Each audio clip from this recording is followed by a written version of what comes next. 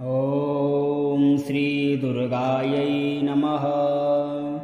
श्रीदुर्गा अष्टोत्तरशतनाम स्तोत्र। ईश्वर उवाच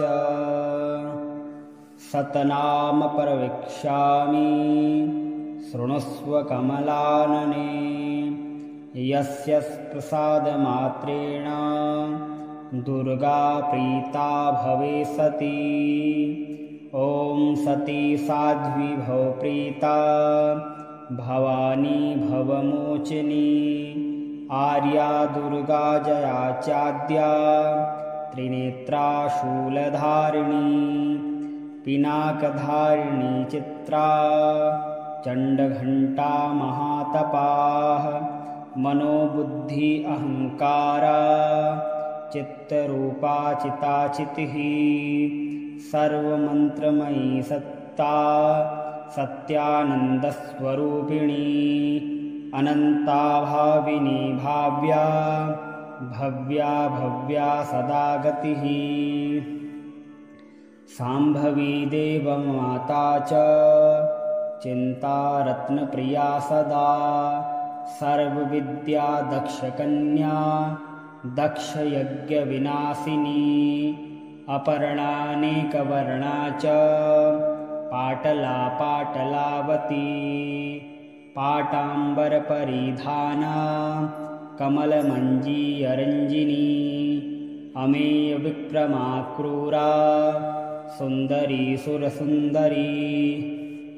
वनदुर्गा च मातङ्गी मतङ्गमुनिपूजिता। ब्राह्मी माहेश्वरी चैन्द्री कौमारी वैष्णवी तथा। चामुण्डाश्चैव वाराही लक्ष्मीश्च पुरुषाकृतिः। विमलोत्कर्षिणी ज्ञाना क्रिया नित्या च बुद्धिदा। बहुला बहुलप्रेमा सर्ववाहनवाहना। निशुम्भशुम्भहननी महिषासुरमर्दिनी।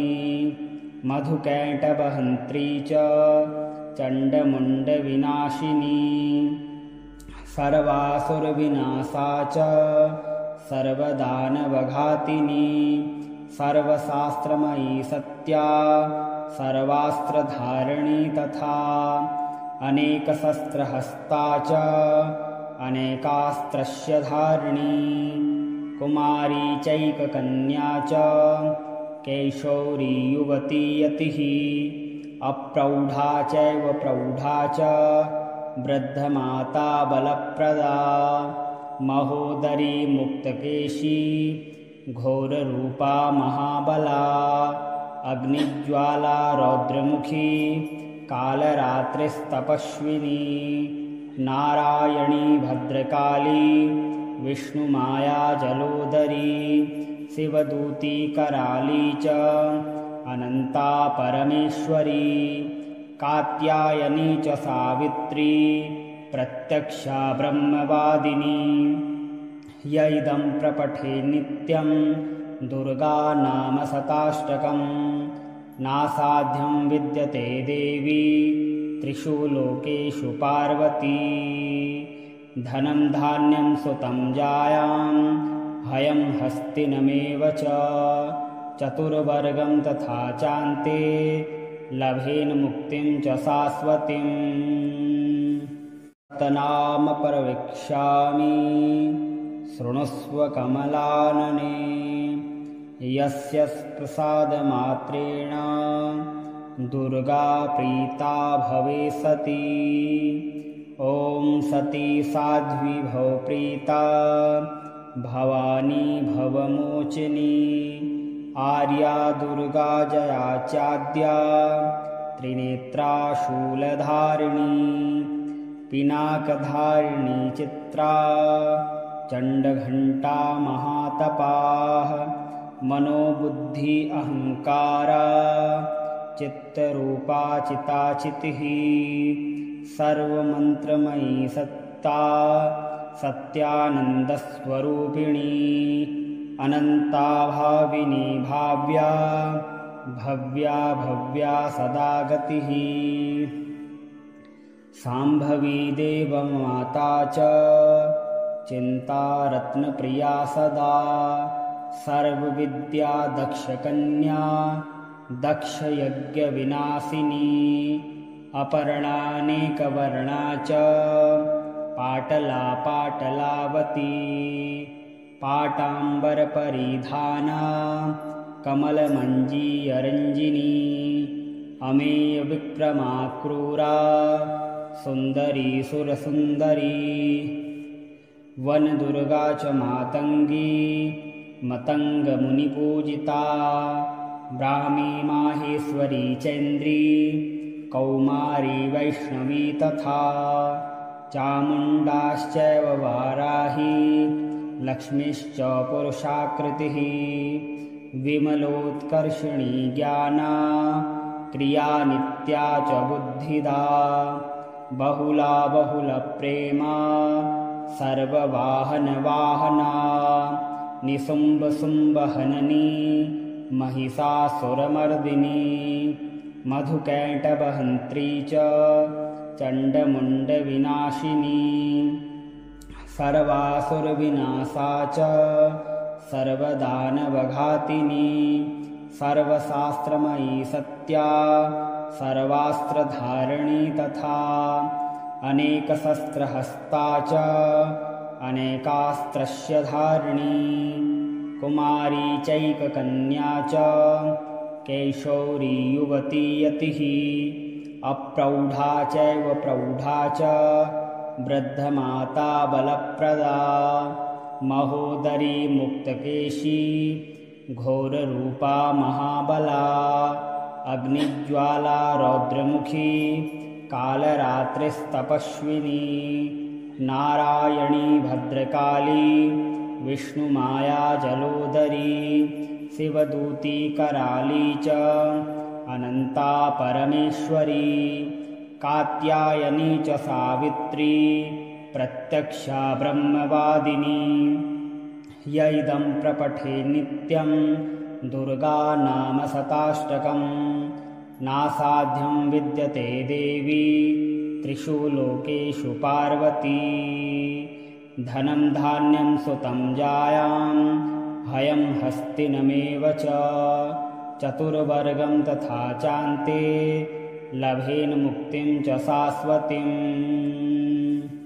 तनाम प्रवक्ष्यामि शृणुस्व कमलानने यस्य प्रसादमात्रेण दुर्गा प्रीता भवे सती ॐ सती साध्वी भव प्रीता भवानी भवमोचिनी आर्या दुर्गा जया चाद्या त्रिनेत्रा शूलधारिणी पिनाकधारिणी चित्रा चण्डघण्टा महातपाः मनोबुद्धि अहङ्कारा चित्तरूपा चिताचितिः सर्वमन्त्रमयी सत्ता सत्यानन्दस्वरूपिणी अनन्ता भाविनी भाव्या भव्या भव्या सदा गतिः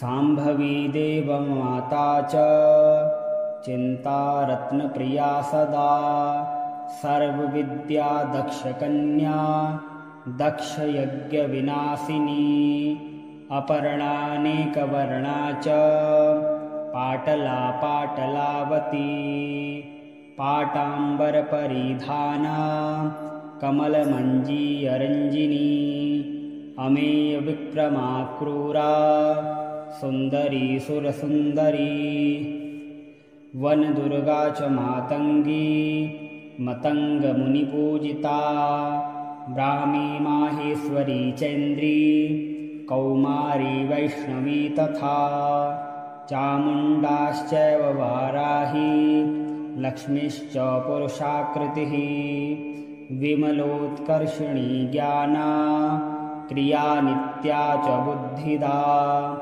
बहुला बहुलप्रेमा सर्ववाहनवाहना निशुम्भशुम्भहननी महिषासुरमर्दिनी मधुकैटभहन्त्री च चण्डमुण्डविनाशिनी सर्वासुरविनाशा च सर्वदानवघातिनी सर्वशास्त्रमयी सत्या सर्वास्त्रधारिणी तथा अनेकशस्त्रहस्ता च अनेकास्त्रस्य धारिणी कुमारी चैककन्या च कैशोरी युवती यतिः अप्रौढा चैव प्रौढा च वृद्धमाता बलप्रदा महोदरी मुक्तकेशी घोररूपा महाबला अग्निज्वाला रौद्रमुखी कालरात्रिस्तपस्विनी नारायणी भद्रकाली विष्णुमाया जलोदरी शिवदूती कराली च अनन्ता परमेश्वरी कात्यायनी च सावित्री प्रत्यक्षा ब्रह्मवादिनी य इदं प्रपठे नित्यं दुर्गा नाम शताष्टकं नासाध्यं विद्यते देवी त्रिषु लोकेषु पार्वती धनं धान्यं सुतं जायां हयं हस्तिनमेव च चतुर्वर्गं तथा चान्ते लभेन मुक्तिं च शाश्वतीम्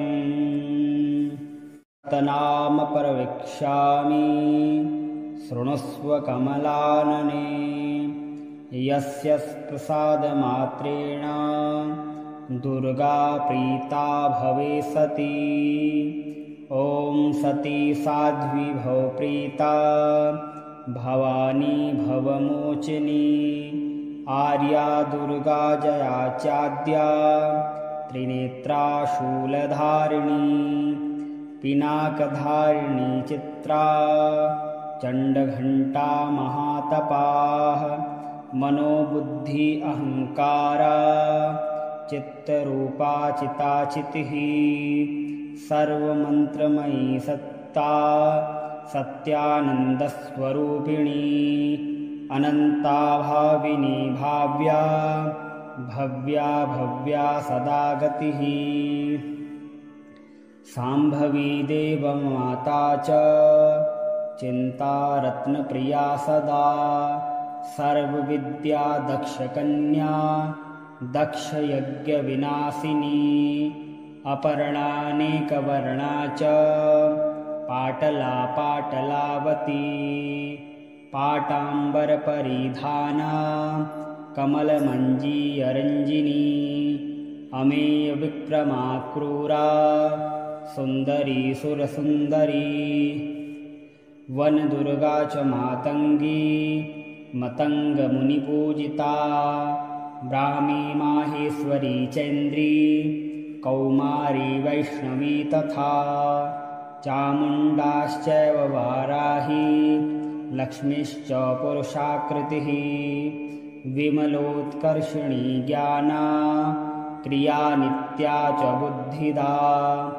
बहुला बहुलप्रेमा सर्ववाहनवाहना निशुम्भशुम्भहननी महिषासुरमर्दिनी मधुकैटभहन्त्री च चण्डमुण्डविनाशिनी सर्वासुरविनाशा च सर्वदानवघातिनी सर्वशास्त्रमयी सत्या सर्वास्त्रधारिणी तथा अनेकशस्त्रहस्ता च अनेकास्त्रस्य धारिणी कुमारी चैककन्या च कैशोरी युवती यतिः अप्रौढा चैव प्रौढा च वृद्धमाता बलप्रदा महोदरी मुक्तकेशी घोररूपा महाबला अग्निज्वाला रौद्रमुखी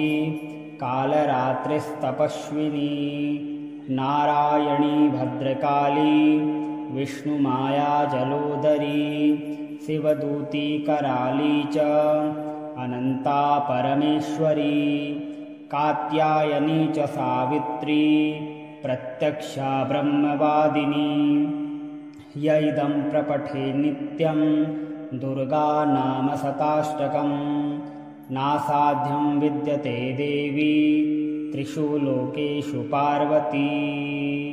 धनं धान्यं सुतं जायां हयं हस्तिनमेव च चतुर्वर्गं तथा चान्ते लभेन मुक्तिं च शाश्वतीम्। तत्नाम प्रवक्ष्यामि शृणुष्व कमलानने। यस्य प्रसादमात्रेण दुर्गा प्रीता भवे सती। ॐ सती साध्वी भव प्रीता भवानी भवमोचिनी। आर्या दुर्गा जया चाद्या त्रिनेत्रा शूलधारिणी। पिनाकधारिणी चित्रा चण्डघण्टा महातपाः। मनोबुद्धि अहङ्कारा चित्तरूपा चिताचितिः। सर्वमन्त्रमयी सत्ता सत्यानन्दस्वरूपिणी। अनन्ता भाविनी भाव्या भव्या भव्या सदा गतिः। शाम्भवी देवमाता च चिन्तारत्नप्रिया सदा। सर्वविद्या दक्षकन्या दक्षयज्ञविनाशिनी। अपर्णानेकवर्णा च पाटला पाटलावती। पाटाम्बरपरिधाना कमलमञ्जीयरञ्जिनी। अमेयविक्रमा क्रूरा सुन्दरी सुरसुन्दरी।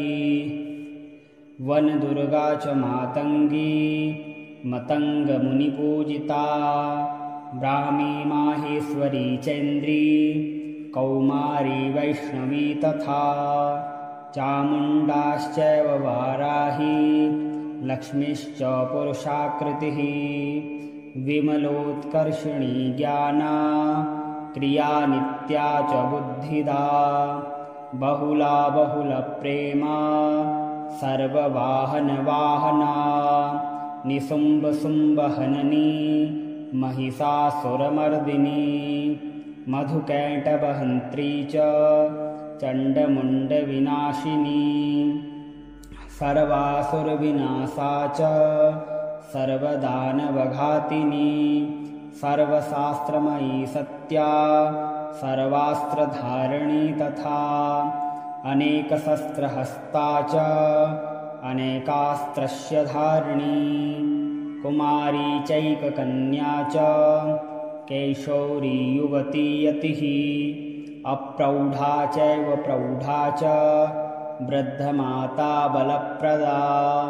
महोदरी मुक्तकेशी घोररूपा महाबला।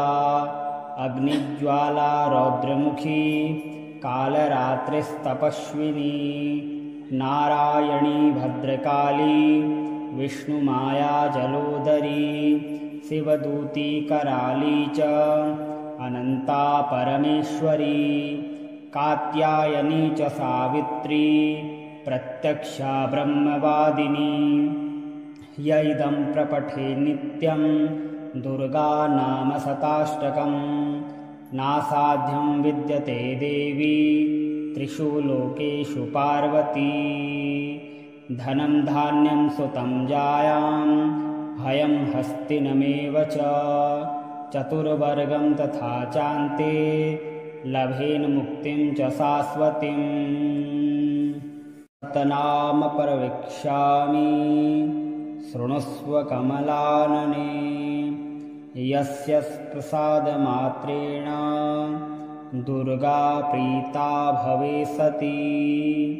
ॐ सती साध्वी भव प्रीता भवानी भवमोचिनी। आर्या दुर्गा जया चाद्या त्रिनेत्रा शूलधारिणी। पिनाकधारिणी चित्रा चण्डघण्टा महातपाः।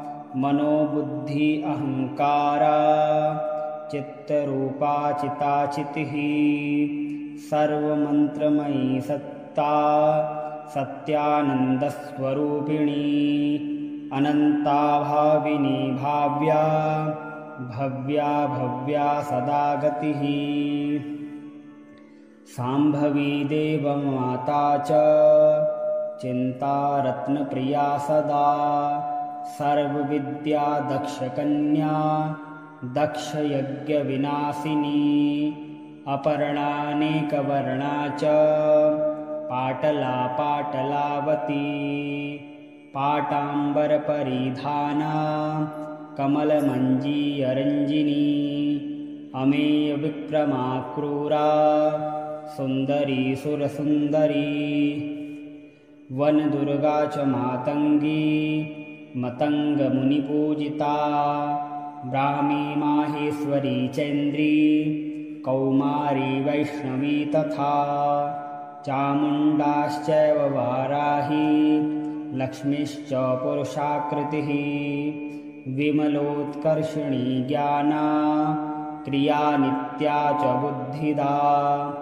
बहुला बहुलप्रेमा सर्ववाहनवाहना निशुम्भशुम्भहननी महिषासुरमर्दिनी मधुकैटभहन्त्री च चण्डमुण्डविनाशिनी सर्वासुरविनाशा च सर्वदानवघातिनी सर्वशास्त्रमयी सत्या सर्वास्त्रधारिणी तथा अनेकशस्त्रहस्ता च अनेकास्त्रस्य धारिणी कुमारी चैककन्या च कैशोरी युवती यतिः अप्रौढा चैव प्रौढा च वृद्धमाता बलप्रदा महोदरी मुक्तकेशी घोररूपा महाबला अग्निज्वाला रौद्रमुखी कालरात्रिस्तपस्विनी नारायणी भद्रकाली विष्णुमाया जलोदरी शिवदूती कराली च अनन्ता परमेश्वरी कात्यायनी च सावित्री प्रत्यक्षा ब्रह्मवादिनी य इदं प्रपठे नित्यं दुर्गा नाम शताष्टकं नासाध्यं विद्यते देवी त्रिषु लोकेषु पार्वती धनं धान्यं सुतं जायां हयं हस्तिनमेव च चतुर्वर्गं तथा चान्ते लभेन मुक्तिं च शाश्वतीं तनाम प्रवक्ष्यामि शृणुस्व कमलानने यस्य प्रसादमात्रेण दुर्गा प्रीता भवे सती ॐ सती साध्वी भव प्रीता भवानी भवमोचिनी आर्या दुर्गा जया चाद्या त्रिनेत्रा शूलधारिणी पिनाकधारिणी चित्रा चण्डघण्टा महातपाः मनोबुद्धि अहङ्कारा चित्तरूपा चिताचितिः सर्वमन्त्रमयी सत्ता सत्यानन्दस्वरूपिणी अनन्ता भाविनी भाव्या भव्या भव्या सदा गतिः शाम्भवी देवमाता च चिन्तारत्नप्रिया सदा सर्वविद्या दक्षकन्या दक्षयज्ञविनाशिनी अपर्णानेकवर्णा च पाटला पाटलावती पाटाम्बरपरिधाना कमलमञ्जीरञ्जिनी अमेयविक्रमा क्रूरा सुन्दरी सुरसुन्दरी वनदुर्गा च मातङ्गी मतङ्गमुनिपूजिता ब्राह्मी माहेश्वरी चैन्द्री कौमारी वैष्णवी तथा चामुण्डाश्चैव वाराही लक्ष्मीश्च पुरुषाकृतिः विमलोत्कर्षिणी ज्ञाना क्रिया नित्या च बुद्धिदा बहुला बहुलप्रेमा सर्ववाहनवाहना निशुम्भशुम्भहननी महिषासुरमर्दिनी मधुकैटभहन्त्री च चण्डमुण्डविनाशिनी सर्वासुरविनाशा च सर्वदानवघातिनी सर्वशास्त्रमयी सत्या सर्वास्त्रधारिणी तथा अनेकशस्त्रहस्ता च अनेकास्त्रस्य धारिणी कुमारी चैककन्या च कैशोरी युवती यतिः अप्रौढा चैव प्रौढा च वृद्धमाता बलप्रदा महोदरी मुक्तकेशी घोररूपा महाबला अग्निज्वाला रौद्रमुखी कालरात्रिस्तपस्विनी नारायणी भद्रकाली विष्णुमाया जलोदरी शिवदूती कराली च अनंता परमेश्वरी कात्यायनी च सावित्री प्रत्यक्षा ब्रह्मवादिनी य इदं प्रपठे नित्यं दुर्गा नाम शताष्टकं नासाध्यं विद्यते देवी त्रिषु लोकेषु पार्वती धनं धान्यं सुतं जायां हयं हस्तिनमेव च चतुर्वर्गं तथा चान्ते लभेन मुक्तिं च शाश्वतीं तत्नाम प्रवक्ष्यामि शृणुष्व कमलानने यस्य प्रसादमात्रेण दुर्गा प्रीता भवे सती ॐ सती साध्वी भव प्रीता भवानी भवमोचिनी आर्या दुर्गा जया चाद्या त्रिनेत्रा शूलधारिणी पिनाकधारिणी चित्रा चण्डघण्टा महातपाः मनोबुद्धि अहंकारा चित्तरूपा चिताचितिः सर्वमन्त्रमयी सत्ता सत्यानन्दस्वरूपिणी अनन्ता भाविनी भाव्या भव्या भव्या सदा गतिः शाम्भवी देवमाता च चिन्तारत्नप्रिया सदा सर्वविद्या दक्षकन्या दक्षयज्ञविनाशिनी अपर्णानेकवर्णा च पाटला पाटलावती पाटाम्बरपरिधाना कमलमञ्जीयरञ्जिनी अमेयविक्रमा क्रूरा सुन्दरी सुरसुन्दरी वनदुर्गा च मातङ्गी मतङ्गमुनिपूजिता ब्राह्मी माहेश्वरी चैन्द्री कौमारी वैष्णवी तथा चामुण्डाश्चैव वाराही लक्ष्मीश्च पुरुषाकृतिः विमलोत्कर्षिणी ज्ञाना क्रिया नित्या च बुद्धिदा बहुला बहुलप्रेमा सर्ववाहनवाहना निशुम्भशुम्भहननी महिषासुरमर्दिनी मधुकैटभहन्त्री च चण्डमुण्डविनाशिनी सर्वासुरविनाशा च सर्वदानवघातिनी सर्वशास्त्रमयी सत्या सर्वास्त्रधारिणी तथा अनेकशस्त्रहस्ता च अनेकास्त्रस्य धारिणी कुमारी चैककन्या च कैशोरी युवती यतिः अप्रौढा चैव प्रौढा च वृद्धमाता बलप्रदा महोदरी मुक्तकेशी घोररूपा महाबला अग्निज्वाला रौद्रमुखी कालरात्रिस्तपस्विनी नारायणी भद्रकाली विष्णुमाया जलोदरी शिवदूती कराली च अनंता परमेश्वरी कात्यायनी च सावित्री प्रत्यक्षा ब्रह्मवादिनी य इदं प्रपठे नित्यं दुर्गा नाम शताष्टकम् नासाध्यं विद्यते देवी त्रिषु लोकेषु पार्वती धनं धान्यं सुतं जायां भयं हस्तिनमेव च चतुर्वर्गं तथा चान्ते लभेन् मुक्तिं च शाश्वतीम्।